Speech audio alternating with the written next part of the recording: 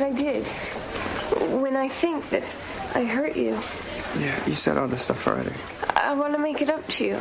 I mean, if you let me, I want to try. Just... You can leave me alone. I need to figure things out. But maybe if we talk about it, we could... Look, I'm sorry this is hard for you, but I told you what I need. So I can't help feeling like the reason you want to talk is so you can feel better about yourself. That's not my problem.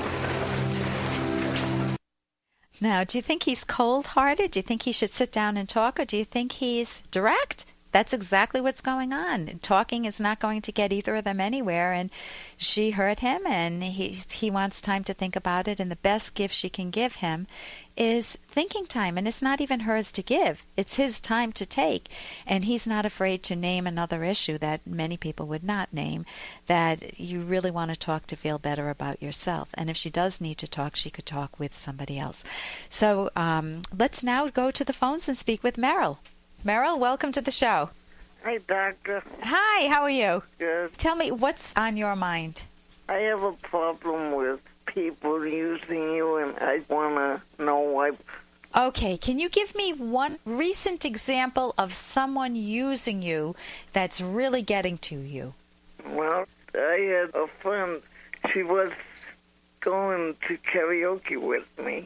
Okay. And when I found out her number and I called her, she acted like I was bothering her. So she was supposed to go to karaoke with you, and when you called her up to confirm that, she made it sound like you were a real imposition in her life? Yes. Is that something that happens a lot? Yes, it seems like that. Is it possible you're wrong? Yeah, I guess so. What are some other reasons that she might have not sounded quite eager on the phone?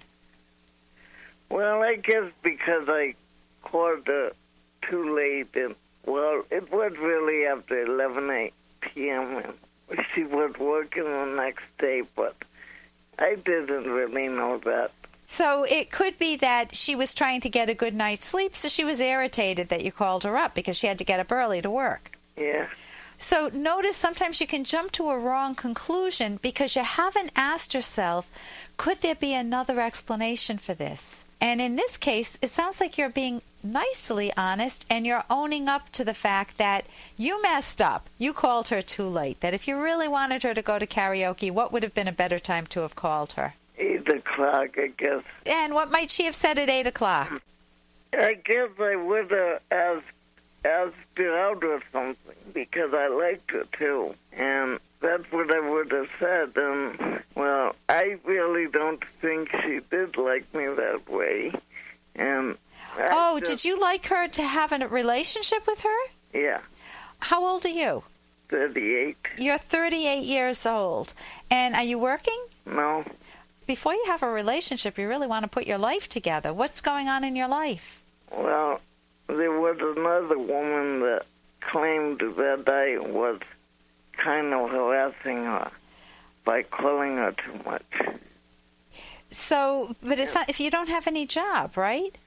No. Another person will not make you whole, will not make you feel like you have self-esteem. You've got to give that to yourself. And if you spend all of this energy that you currently have chasing women, and I don't mean it in a pejorative sense, a negative sense, I mean that that's what you're focused on, instead focus on a career. What type of career would you like to have? I always wanted to be a DJ. A DJ. I'm going to ask you a question. Do you think that you're capable of being a DJ? Well, I don't really know. I wanted, a couple of days ago, I called a radio station to be a talk show host. My guess is that you want to broaden, fan out, and find other things that you're capable of doing. What other careers have you thought of doing? I thought of working in a clothing store. Would you like to work in a clothing store? Yes. Have you tried that before? Yes. Has that worked out for you? Well, it did, but I quit after a while.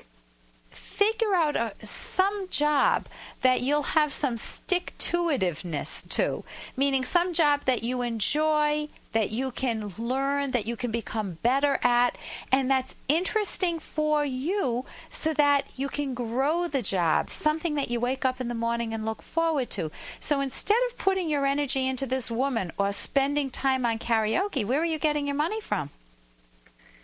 Social Security. When you say Social Security at the age of 38? Well, it's because I'm handicapped. What's your handicap? I walk on crutches. But you still could have a good job. Yeah, but I tried to get one at the restaurant and I couldn't. Try to work with some people in the state that could place you in a job that you're capable of, where you'd get some competence, where you'd get some friendships, and where you could get some feeling of self-esteem. Because if you're just receiving a paycheck every week and going out to karaoke, I mean, if I were on crutches, I would want a more interesting life than that. Yeah. And I wouldn't want to feel so desperate for people. Once you feel like you like yourself, you have a good job, and you feel like you've got some better identity, a firmer identity, then it's easier to make the friends. And you can do both at the same time. I know earlier I said, well, wait a minute, stop shopping for a woman when you want to be shopping for a career first. And I think that there's truth in that. You will meet people on the job, but you need to have some source of feeling productive. Productive is the key point that I would like you to take away. That if you feel like you're contributing, like you're productive, like your mind is engaged and producing something, and that you're receiving a paycheck for that, there's a sense of dignity that comes with doing that. You don't feel like you're just living on other people's wealth. Yes. Then you will have, even in the handicapped situation, you'll be earning your integrity back. And so I would make that your current project and really put that wonderful energy that you have looking for women into finding a career that you could really excel in. Yeah, doctor, can I expand on the woman that claimed to harass me a little? Okay. Okay. Well, she said I caused it too much and that I harassed her. But I really didn't mean that. I just meant to be a friend.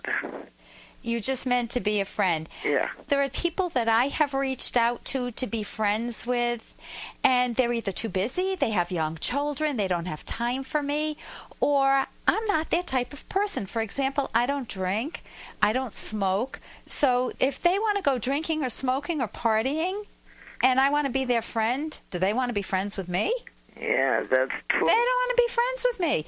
And there are people that want to be friends with me, and they're not my type. So all of us will be very selective in who we choose as the few friends that everyone has. So you want to, just because you try one person and they say no, there are people that would try to befriend you, and you would say, are you kidding? I don't want to be friends with you. Now, you wouldn't do it that tactlessly, but she has a right to give you some feedback that she's not interested in being your friend. You have a right to search elsewhere. There are 1 million people in my little state, Rhode Island, 1 million people here. You're only looking for a good friend, right? Yeah. So you want to look around for some other people that can be a friend. And if you're looking for a romantic relationship, I think at the point that you're currently at, I would get the job first and then work on some productive activity that you have during your days. Even if it were some very good volunteer work, I would much rather see you getting a paycheck, but something that organizes your days, that makes you feel proud of yourself. I was going to do volunteer work, but I guess no one would accept me. Okay, work with the state. If you're on SSI, you're handicapped, work with the state agencies that can place you and see what they can do to help you discover something and feel more of that self-worth that you otherwise rob yourself of if you're just living off of Social Security. Okay. Okay? Thank you for your call, Merrill. Okay. Bye-bye. Bye. And coming up, we have Michelle Weiner Davis, who's the author of The Sex-Starved Marriage. And here's a quote from her book. "It hurts my feelings every time my wife doesn't want to make love when I do, which is most days of my life. It makes me feel unloved, unattractive, unworthy, incompetent." Stay tuned. If you're in that boat, or if you've ever been in that boat or know someone in that boat, and you can hear Michelle Weiner Davis, the author of The Sex-Starved Marriage, How to Increase Your Marriage Libido. Here's an excerpt from The Selfish Path to Romance by Drs. Kenner and Locke. When pursuing a romantic relationship, be wary of a partner's refusal to take a medical condition seriously, such as high blood pressure. Individuals who do not value their own lives enough to take steps to keep healthy condemn their partners to chronic worry. Who enjoys the prospect of living with someone who is at high risk health-wise, yet refuses to take reasonable actions to significantly reduce that risk? It's like living with someone committing slow suicide. The same principle holds for partners with mental health problems. This can be a serious problem because often people with mental health problems deny or do not realize how serious their problem is. For example, depression. Outside help from the family doctor may be needed to convince the person to seek therapy. You can download Chapter 1 for free at drkenner.com, and you can buy the book at amazon.com.